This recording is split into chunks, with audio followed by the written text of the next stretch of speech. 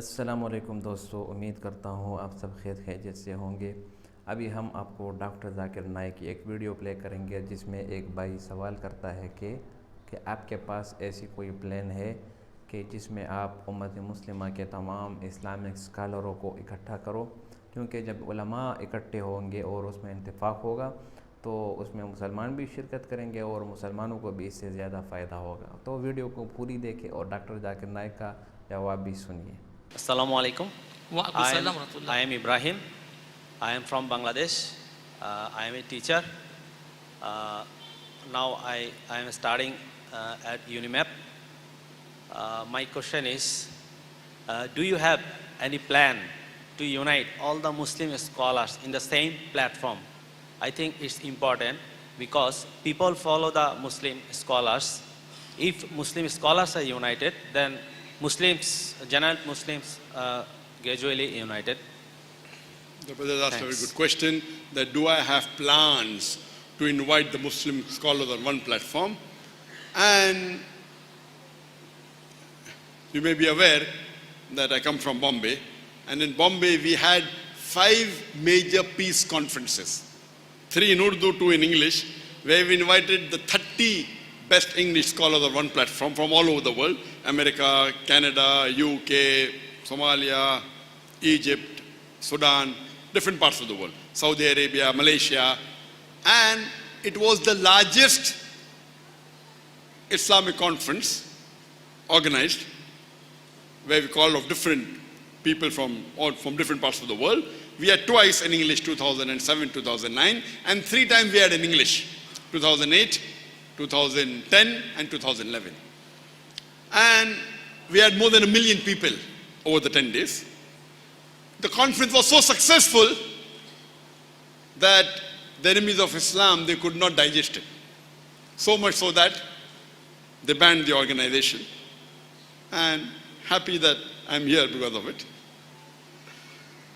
And we had to do the sunnah of the Prophet and do hijrah from India. I'm an Indian. But alhamdulillah, it was the largest in terms of technology, in terms of people attending, alhamdulillah, in the terms of way it was organized. Inshallah, if Allah wills, and if Allah gives an opportunity for me to have such conference in other parts of the world, inshallah it will be my pleasure. Hope that answers the question. خوش آمدید دوستو، امید کرتا ہوں video آپ نے پوری دیکھی ہوں گی۔ جی بالکل بات ایسے ہی ہے، جب بھی کسی مسلمان نے مسلمان امت مسلمہ کو اکٹھا کرنے کی کوشش کی تو ان کو توڑنے کے لیے اغیاروں نے جو ہے نا بہت ہی زور لگایا تاکہ ان کو ختم کر سکیں اور ان کو توڑا جا سکے۔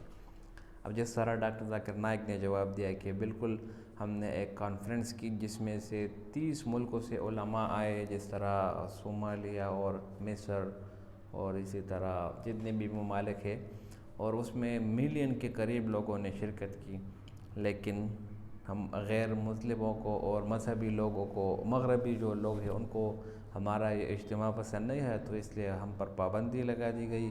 تو ہم نے بھی پیغمبر صلی اللہ علیہ وسلم کے طریقے پر ہجرت میں ہی غنیمت سمجھی، اس لیے ہم ہجرت کر کے یہاں آئے۔ تو بات یہ نہیں ہے کہ انہوں نے کوشش نہیں کی، انہوں نے کوشش کی لیکن اس پر پابندی لگا دی گئی۔ اس طرح اگر میں آپ کو کچھ پیچھے لے چلوں اس دور میں جس میں میں کہہ رہا ہوں کہ ذوالفقار علی بھٹو اور اسی طرح سعودی عرب کے بادشاہ شاہ فیصل اور اسی طرح لیبیا کے جو صدر معمر قذافی، ان تینوں نے مل کر جو کوشش کی امت مسلمہ کے لیے، اور انہوں نے جو سوچ اور جو منصوبے بنائے تھے، پھر امریکہ نے ان کو کس طرح توڑ دیے، وہ سب آپ کے نظر کے سامنے ہے۔ ان تینوں نے مل کر یہ فیصلہ کیا کہ ہم ایک اسلامک بینک بنائیں گے، ورلڈ بینک کی ہمیں کوئی ضرورت نہیں ہوگی، ہم مسلمانوں کا اپنا علیحدہ بینک ہوگا جس کے تحت ہم تمام مسلمان ایک دوسرے کے مدد کر سکیں گے۔ اگر کسی ملک کو امداد کی ضرورت ہو جو مسلمان ہو تو ہم ان کو بلا سود قرض دیں گے، اور اسی طرح ہمیں IMF کی بھی ضرورت نہیں پڑے گی۔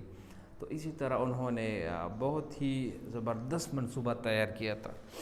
تو اس منصوبے کے بعد جب ذوالفقار علی بھٹو نے اسمبلی میں UN میں جو خطاب کیا اور جو UN کے پیپر پھاڑ دے، کہا کہ وی ول فائٹ ٹل ڈیتھ، یہ بات کہی، تو اسی طرح جو ہے نا اس نے جو وہ کی، اسی طرح شاہ فیصل نے بھی امریکہ نے میرے خیال سے ایک دفعہ کچھ غلط کام کیا تھا، جو بھی کیا تھا، تو شاہ فیصل نے ان پر تیل کی سپلائی بند کی تھی، اور ان کی تیل سپلائی بند کی تھی تو اس حد تک ان کو مجبور کیا تھا کہ انہوں نے اپنی غلطی مان لی تھی۔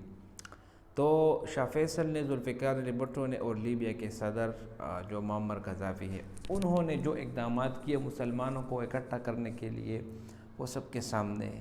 پھر ان کا حشر کیا ہوا، ذوالفقار علی بھٹو کو پھانسی دے دی گئی ضیاء الحق کے ذریعے۔ یہ بھی ایک علیحدہ گیم ہے، آپ سب لوگ خوب سمجھدار ہیں، ان کو سمجھتے ہیں۔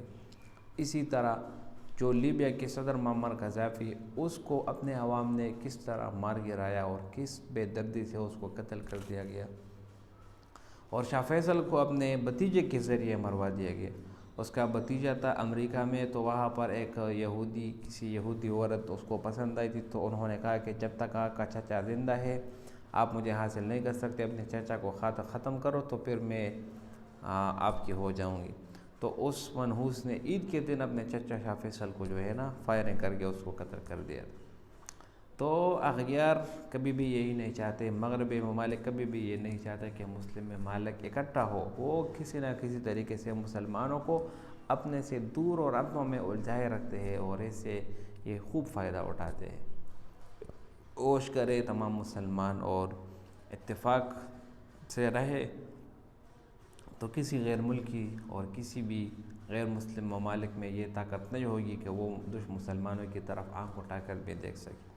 ابھی آپ دیکھیے جو غزہ پر جو لڑائی ہو رہی ہے، اس میں تمام مسلمان جو ہے نا 52 ممالک ہے، سب کے سب خاموش تماشائے بیٹھے، سب اپنی فکر کر رہے کہ چلو ہمیں کوئی کچھ نہیں کہہ رہا، ہم محفوظ تھے، یہ بھی بہت ہے۔ تو اسی لیے اتفاق کی اشد ضرورت ہے تمام علماء کو بھی اور تمام مسلمانوں کو بھی، تاکہ اس مصیبت سے اور ان فتنوں سے بچا جا سکے۔